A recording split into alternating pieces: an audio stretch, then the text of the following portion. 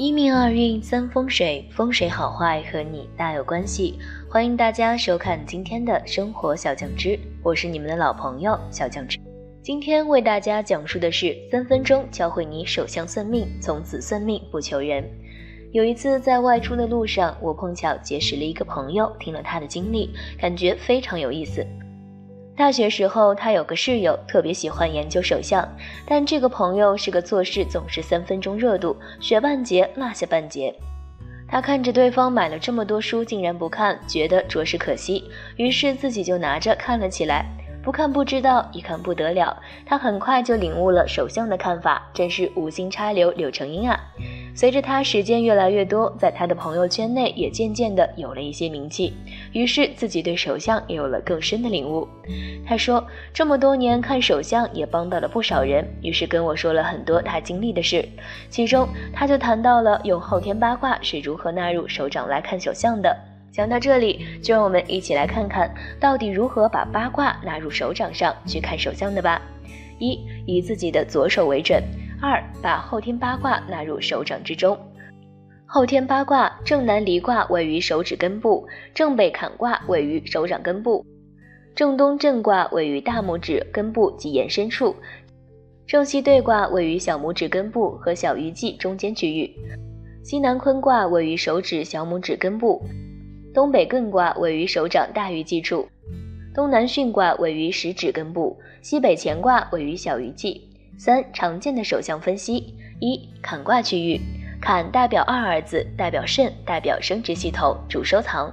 若坎卦有杂纹或者倒纹或者痣，说明肾气不足，容易出现肾病或者生殖系统疾病。女性卵巢囊肿，男性容易前列腺炎。运势方面，这个信息表示容易漏财，存不住钱，遇事多坎坷，抓不住机会。性格方面，坎卦代表肾，肾主恐，所以肾气不足的人容易恐惧、胆怯。2. 坤卦区域。坤卦代表母亲，代表腹部，代表脾。若坤卦有杂纹或者小拇指下方有竖纹，一般女性长辈容易有妇科类的问题，像子宫肌瘤、卵巢囊肿。运势方面，这个信息表示人脉不好，朋友少，不容易被大家认可。性格方面，脾主思，最容易见人碎碎念，容易懒，做事容易乏力，多梦，人际关系不好，性格易抱怨。3. 震卦区域。震代表大儿子，代表肝，主生机。若震卦有青筋或者在大拇指根部有横纹，反映肝胆方面的问题，一般伴有黑眼圈、小腿皮肤干等情况。性格方面，这个信息表示人容易偏执、易怒，遇事易急躁。运势方面，容易犯小人，事业发展不顺利，容易因上进心不强耽误事。4. 巽卦区域。巽代表大女儿，代表胆，主学习。若巽卦有发红，说明胆经有虚热，女性容易出现月经提前。若巽卦有井字纹，容易有胆囊问题，常见胆囊炎或者胆结石，特别是这样手相的人，只要吃一点凉的东西就容易打嗝。运势方面，同时伴有孩子不爱学习，学习力不强，男性容易伴有谢顶，容易遇到官司是非。性格方面，这个信息表示人容易没主张，容易懒，容易因不爱学习误事。5. 乾卦区域。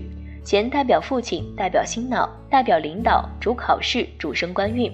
若乾未发红或者小鱼际发红或有痣，一般容易出现心脑类问题，特别是男性长辈。运势方面，容易出现和领导关系不好，逢考试容易出现拉肚子、发烧。另外，这类人还有一个特点，他们不怕冷，在冬天经常穿得很单薄，你见过这类人吗？性格方面，乾卦出问题的人不刚健，不能坚持自己的原则，我们平常说的墙头草就是这一类人，但具体判断中也要看乾卦区域的具体情况。常见人不刚健，没有主见或者乱主张，容易遇到官灾是非，事业发展不顺利，事业容易遇到大坎儿。6. 兑卦区域。兑代表小女儿，代表肺，代表着白虎，主发生意外情况。若兑卦有横纹或者杂纹，容易伴有肺类问题，表现3到5点容易醒。运势方面，同时容易犯白虎煞，容易出现意外，犯小人，口舌争执，容易遇到车祸。性格方面，兑卦不好的人容易恼怒，容易嫉妒别人，情况严重的多出自爱说闲话的人。7. 艮卦区域。艮代表小儿子，代表胃，主财源。若艮卦有青金，大鱼既有青金，方格纹，容易出现脾类问题，孩子容易有多动症，女性容易出现痛经。运势方面会影响财运，出现破财、诸事不顺的情况。性格方面，艮卦不好的人不太老实，坏心眼多，一般来讲就是诚信不好，责任感不强。8. 离卦气运，离代表二女儿，代表心，主文采。若离卦有竖纹或者有茧子，容易出现心脏方面的问题，平时容易胸闷、心烦、多梦，甚至抑郁。运势方面，离卦不好的人容易破财，容易因为心态不好耽误事。性格方面，容易出现小心眼、钻牛角尖，只要是在心头的事总是挥之不去，容易记仇。其实呢，在我们看手相的时候，右手的信息和左手是一样判断的，因为左手的位置是映射过来的。也就是说，左手大鱼际是艮卦，映射到右手上的大鱼际依然是艮卦，它们并不因为换手而产生变化。说实话，手相是非常好的实践操作，它可以帮助我们看到很多的信息，甚至有时候能够帮助我们避免很多问题。希望大家多多研究和实践。10个簸箕的女人最旺夫，是真的吗？手掌上有各种错综复杂的纹路，这些纹路往往藏着我们每一个人独一无二的身份信息。指纹一般大致分为斗和簸箕两种，中间呈封闭圆形的谓之斗，开口延伸出去的谓之簸箕。记住民间流传着这样一段话：1斗穷，2斗富，3斗4斗卖豆腐。这其实就是在从指纹看我们的命运。有人说10个指纹簸箕的女人能旺夫，真的是这样吗？不同的指纹搭配命运又如何呢？接下来小编就从指纹角度为大家分析。10个簸箕的女人旺夫吗？手指有10个簸箕的人，性格往往都是比较倔强要强的类型，做事情有自己的主见和目标，非常有韧性和忍耐心。不过这种强悍是默默无闻的，持之以恒的，是内在的精神强大，所以表面看起来有时候他们反而是柔弱的，温煦无害的。另外他们也非常具有服务精神，有包容心和很强的环境适应能力，是一刚一柔中的柔。而在生活和事业中，这种柔也时常能够克刚。具有这种指纹的女性也多是性格温柔温和，内心非常柔软，为人处事和蔼细致，面面俱到，做事脚踏实地，对待感情也是十分真挚。但这类女性的感情运势不是很顺利，好事多磨。不过在遇到了正确的人之后，婚姻生活会非常的幸福，和丈夫感情恩爱稳固。另外她们还有着很强的旺夫运，能在事业上辅助丈夫管理事业，在家也能掌握家中大权，持家有道，将整个家庭事务打理得井井有条，往往也是有福的女人。另外，如果手指有10个簸箕的女性能够遇到食指有10个斗，也就是10个窝纹的男性的话，那绝对会是天作之合，十全十美。尽管生来平凡，不是生在富贵人家，也一定会是一个幸福甜蜜的家庭。2. 不同的指纹搭配运势如何？1. 10斗0簸箕。食指有10个斗5簸箕，在相学上又称为乾纹。长有10个斗的人非常的罕有，命格之中贵气旺盛，就算不是出生富贵之家，也一定是衣食丰足，不愁生计。正所谓手中有粮的命格。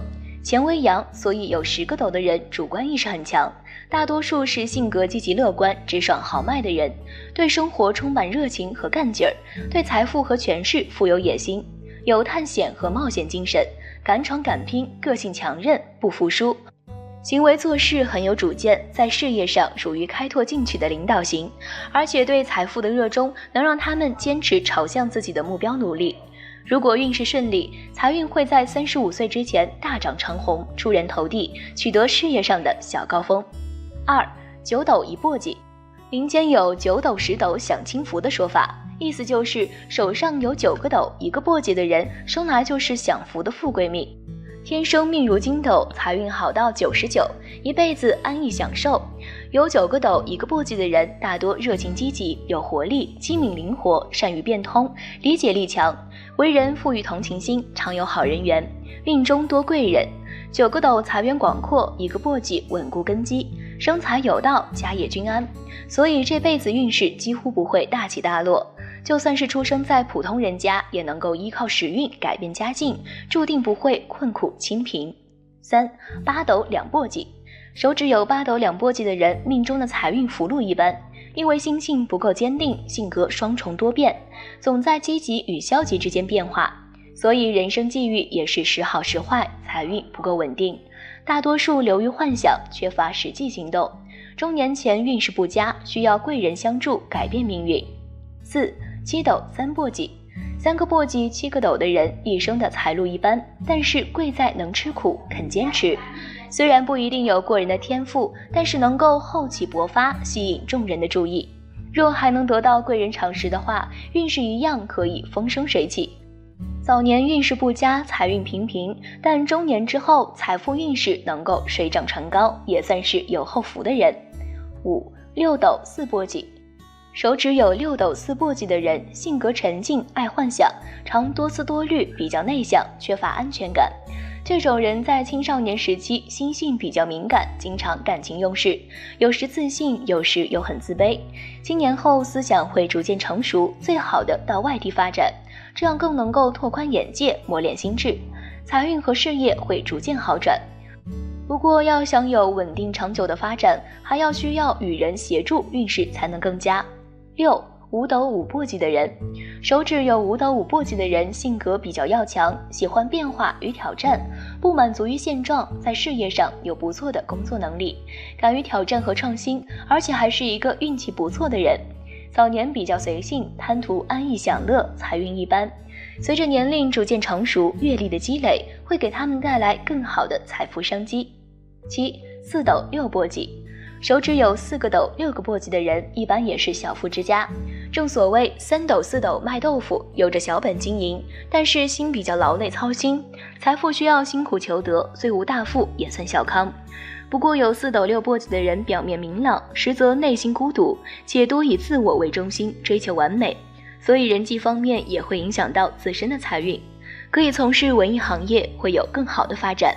8. 3斗7簸箕。手指有3斗7簸箕的人，多性格开朗、积极乐观，头脑聪明灵活，有很强的适应能力和应变能力，能够胜任各种类型的工作。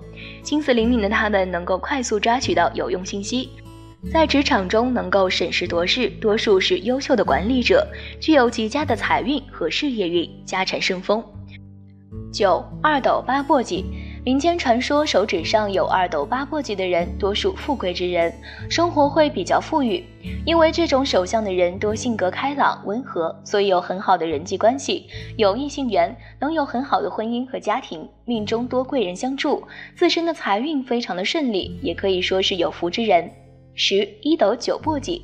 俗话说1斗穷2斗富，这并非是说1个斗的人生下来就家庭不好和贫穷，而是说这个人的运势穷，财运较不顺，就算能够获得财富也容易失去，比较难聚财，所以穷其一生可能都需要为家人、为家庭等各种事情忙碌，耗费心力，也可以说是天生的劳碌命。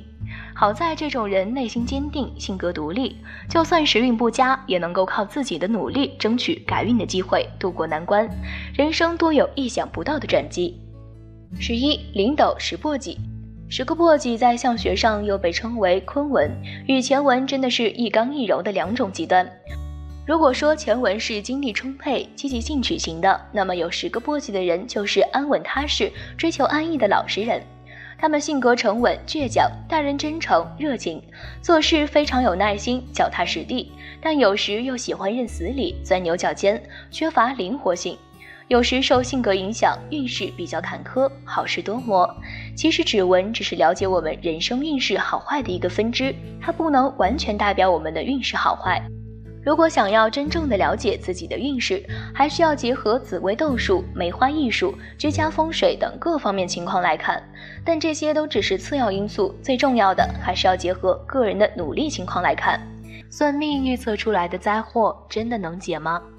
风水命理是中华民族的传统文化，虽然有些人认为这都是迷信不可信，但还是有很多人会选择通过算命来了解个人运势的好坏，推测命运的吉凶祸福。为什么它能够长盛不衰呢？一是地球人还是有许多不可知的东西，有很多目前科学无法解释的东西，比如灵异现象，比如人的命运。目前无法用科学证实的东西，也不要一概否定，有待未来科学证实。二是遗传基因产生的遗传信息，出生的时空确实蕴藏着诸多信息，比如由人出生的时空产生的四柱，民间叫八字，不深入研究八字的人是很难知道的。三是命运坎坷的人不少，他们对未来充满了恐惧和未知。所谓官问行，富问灾，百姓问发财，这就是真实写照。而每逢我们算到有婚灾、凶灾、破财，就会想着去化解，就好像得了病就要治好一样。实际上，如同身体上有很多绝症无法治疗，命运方面也有很多东西是注定的，根本化解不了。能够减轻、缓解、转化一些就已经算很好的。那么命理中有哪些灾能化解，哪些化解不了呢？一、干坏事的不可化解。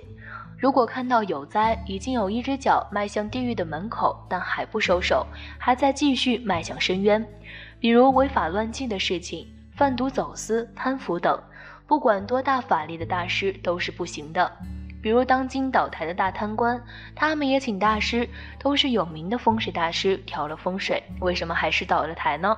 常常有人问我这样的问题，不是那些风水大师不行，而是那些贪官自作孽不可活。二、违背命运的不可化解。一看婚姻就不是一对人，非要求化解，要绑在一起，强扭的瓜不甜。三、一边在化解，一边又在消福，最终也是不可化解的。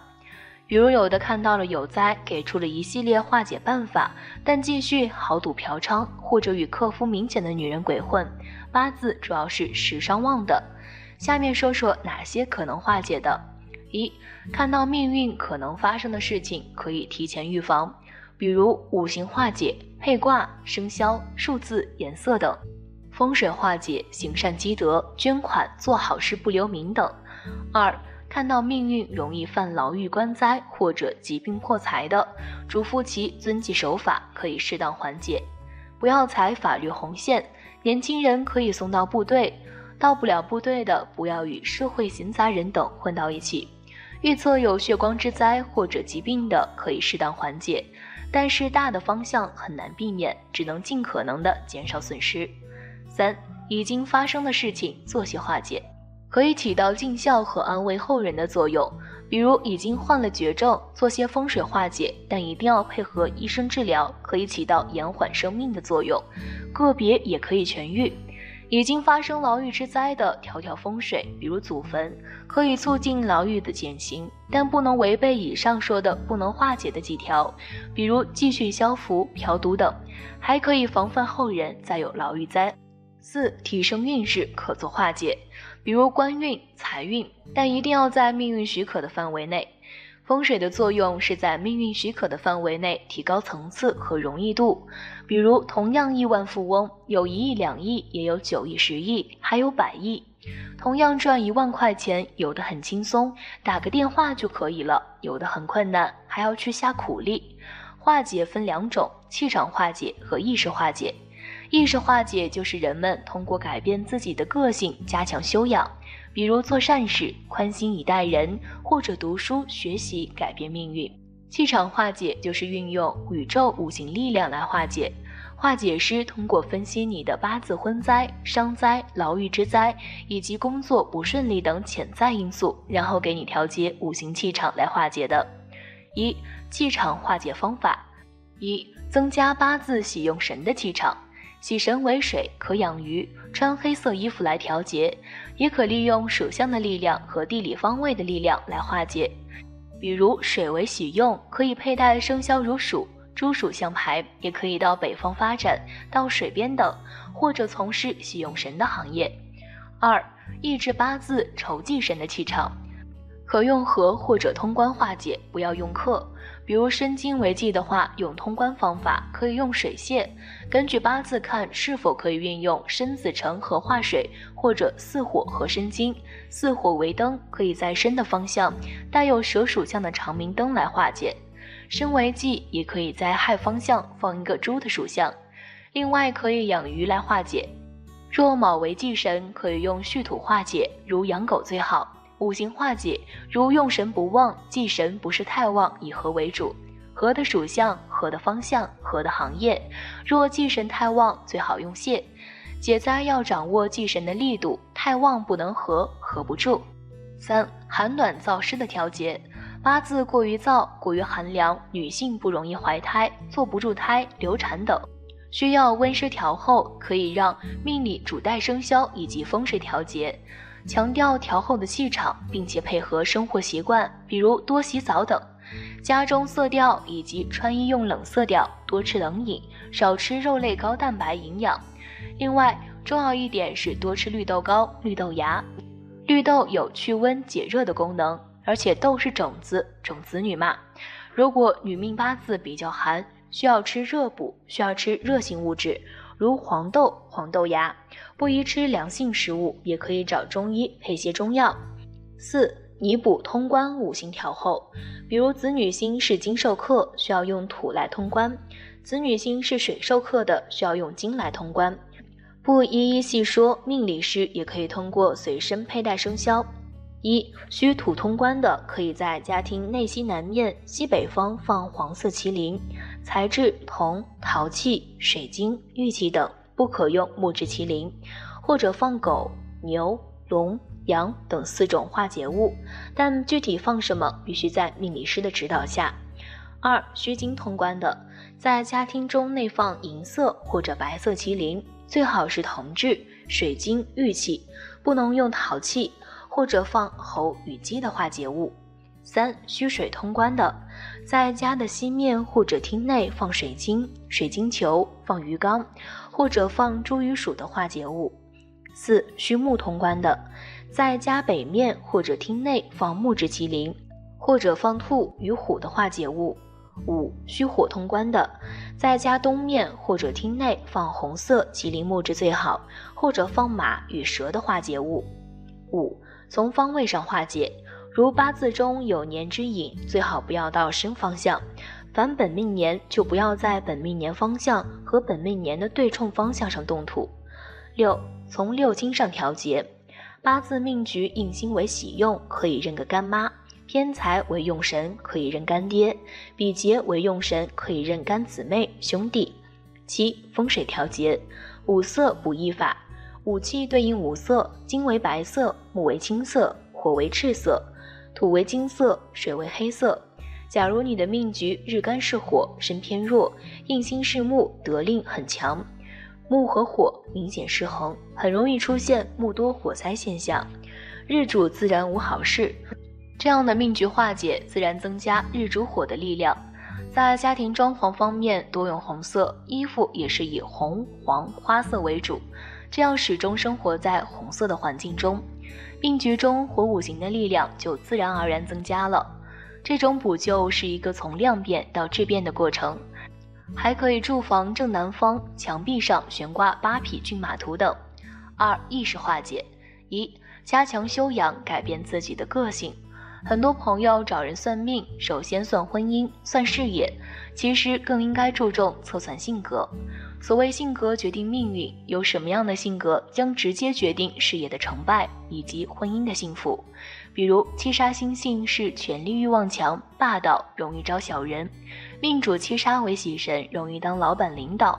如果命主还是一般工作人员，没有走向领导岗位，你就霸道，你与领导的关系就不会好。你明知道自己容易招小人，还要去好勇斗狠，自然就难言顺利。婚姻也是一样，很多婚姻不顺利，也都是由于夫妻双方不能容忍对方缺点而导致离婚的。2. 夫妻双方分居两地工作，有利于化解婚姻不顺利。夫妻宫受冲击，八字婚姻不顺利的多。夫妻双方适当分居两地工作，有属于化解婚姻的不顺利。如有婚姻之灾，最好分居不在一起。3. 积阴德法，做好事不留名，不求回报，不让人知，不要为了做好事而做好事，更不要为了达成某种目标而做好事。4. 积极主动应灾，最简单的一种方法是将灾祸转移形式，通过劳累来体罚身体，这就是劳其身体，弱其体肤。在有灾之年，多主动受劳苦之罪，如体育锻炼，多做些辛苦劳累之事，这样就会免了其他的灾祸。还有忍受别人刺激语言，容易宽容心态来容忍忍受。如有破财之灾，少投资，别人再怎么说也不要投资，可以购置固定资产来避免破财之灾。如是印星最忌导致破财，可以为印星所代表的人事物主动花钱，如为母亲长辈花钱，也可买车买房为这方面花钱。如是因比劫破财，可以主动为兄弟朋友花钱。如果有破身之财，可以通过冲喜来化解，如生孩、结婚等。免灾要舍得，舍才能保平安。如有血光之灾，可主动献血，从而避重就轻。有牢狱之灾的，可以把自己关起来，闭门思过，或者闭关修炼，或主动劳累筋骨，什么事儿就主动去应一下。无论是任何灾难，都必须在提前预知的情况下化解。很多人发生之后才来化解，意义并不大，并且八字化解最好在专业人士指导下进行。断掌女人命不好，生命线短，寿命短，是真的吗？之前小编看留言，发现好多人都在相学方面有一些困惑，不知道自己身上的一些特征是好是坏。今天小编根据留言情况总结了15条大家经常问的问题，给大家答疑解惑。如果你自身存在问题，可以参考一下，希望对大家有所帮助。1. 左侧内眼角旁有痣，内眼角上方的田宅宫也有痣，是不是对婚姻感情影响很大？戴上眼镜对眼睛周围的痣有没有缓解作用？小编解释，面相称内眼角处为龙宫，也称夫妻座，看一个人的婚姻与房产运。此处生得好，没有尖角、痣墨等相冲，则婚姻、房产运流年42到43岁运势好。反之，如果生得不好，此处被破坏，则对房产、婚姻在虚岁42到43运势有影响。田宅宫长痣，从性格上来说比较容易焦虑，也会影响相应流年运势。眼皮处走的流年等同于眼睛的流年，眼皮有痣的人，如果眼睛缺乏给力，也会影响到自己固定资产的把握。结合你内眼角痣断，你容易受制于你的老公，戴眼镜可以起到缓解作用。2. 人中有痣，黑色的，不凸起，痣上有一根黑色的毛，不好在哪里？如何补救？小编解释，中医讲人中内应脾胃，下应膀胱子处，为人生殖系统的主要分布区，可以看出生育的通道是否顺畅，所以扁平偏窄有痣的人往往剖腹产的可能性偏大。如果人中处有墨痣，再加上卧蚕处气色不佳，女性应该注意痛经、妇科炎症等病症。如果感觉身体不适，还需要找靠谱的医生询问诊断，以确定合适的治疗方式。面相讲，人中有痣，中年的运气不宜到晚年，虚岁51运势阻滞。3. 印堂突然出现悬针纹了，这是什么情况？小编解释，悬针纹的由来与长期心事过重、思虑过端有关系。另外，悬针纹也要注意心脏健康，建议多去外面走走。4. 感情线太乱的人，啥时候才能找到另一半？小编解释，良好的感情线应该不杂乱、不中断，深长而略弯曲，直达母星丘，或者食指与中指之间，末端分成2叉更优。这样的人比较纯情，品德高尚，待人真诚，责任感强，富有爱心，大都婚姻顺利。但是如果感情线杂乱、断裂，有倒纹、三角纹等等，会对感情造成阻滞。最重要的还是当事人处事方法以及性格因素导致，需要自身反省领悟。首先看桃花姻缘，需要结合整体长相、气色、感情线、婚姻线以及智慧线断定。5. 鼻子上有雀斑，遗传母上大人鼻子上也有雀斑，随着年龄的增长，发现雀斑慢慢变淡了，也不知该功于坚持面部保养，还是归功于喝茶，晚上泡脚真的有助睡眠。小编解释，中医认为雀斑的形成是由于先天肾水不足，不能溶滑于上，阴虚火邪上炎，运蒸肌肤而致，经脉不通，导致淤血内停，组织不畅，心血不能达到皮肤颜面，营养肌肤，而皮肤中的代谢垃圾、有害物和黑色素就不能随着人体的正常新陈代谢排出去，逐渐沉积，就形成了脸部雀斑。现在慢慢变淡，不排除面部保养和喝茶的功效，可能还是你日常生活习惯以及保养使体内平衡所致。泡脚可以促进血液循环，促进新陈代谢，调整人体阴阳气血，是不错的保养方法，可以坚持。6. 大小眼要怎么改善呢？小编解释，大小眼与后天的保养有密切的关系，比如用眼健康、心理健康、品性、质量等等密切相关。心怀善念养的是眼，常静心闭目冥想可养大小眼，心情缓下来，左右脑更容易接近一致，不对称的现象可以得到改善是可能的。最主要是自己有没有意识去改，有没有毅力坚持改，这时候动能性发挥极大的作用。7. 眼皮上长痣有没有啥讲究？小编解释，眼皮也就是面相上的田宅宫，这个部分长痣从性格上来说比较容易焦虑，也容易影响相应的流年运势。眼皮处流走的流年等同于眼睛的流年，眼皮有痣的人如果眼神缺乏给力，也会影响到自己的固定资产把握，往往是在家庭成员里面受制于其他人。8. 断掌的女人是不是命不好？小编解释，古时候说断掌的女人克夫，但是新时代是没有这样说法的，而且这样的说法是非常荒谬的。因为断掌的当事人无论男女，个性比较积极、好强、直接、率性，这样的个性比较适合做事业。如果放在封建社会，这样太有个性的女生是不太好驾驭，因为那时候是男尊女卑嘛，所以会有克夫之说。新时代的女性大多都有个性啊，这怎么会命不好呢？真是笑话。下一个问题。9. 女生长得眉清目秀会不会有好的婚姻？小编解释，这个问题从面相来说是肯定的，但一个人的命运格局还是要看八字，所以眉清目秀是拥有好婚姻的重要面相特征，但不是唯一的。10. 父母与我2岁离婚后突然变成大小眼，至今17岁无法改善，自认是心平气和的人，外界对我的评价都是脾气很好，这究竟是怎么一回事呢？小编解释，面相中的大小眼并不是唯一指向脾气不好，不够心平气和，你的大小眼成因之一属于父母离异，但是大小眼在性格上的反应还是就是做事犹豫，决断力不够，安全感匮乏，你可以对号入座一下。11. 从小鼻子两边就长有黑痣，还感觉蛮有特点的，不是肉痣，不知道能不能点掉，如果点掉的话会有什么影响？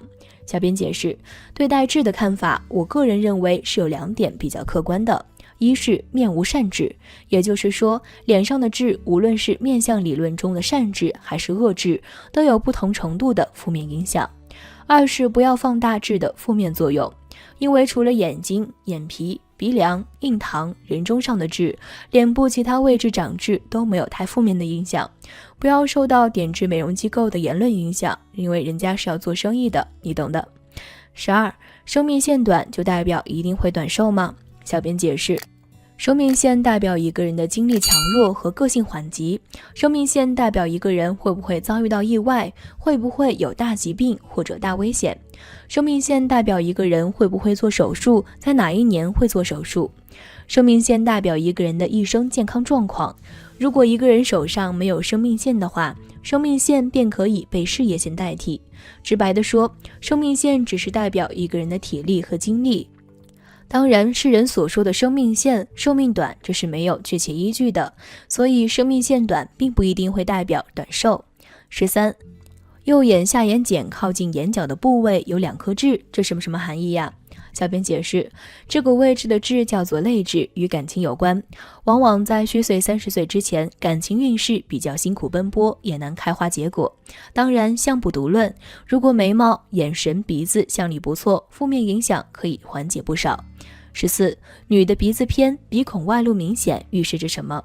小编解释，看相还是尽量要看照片，因为文字往往描述有偏差。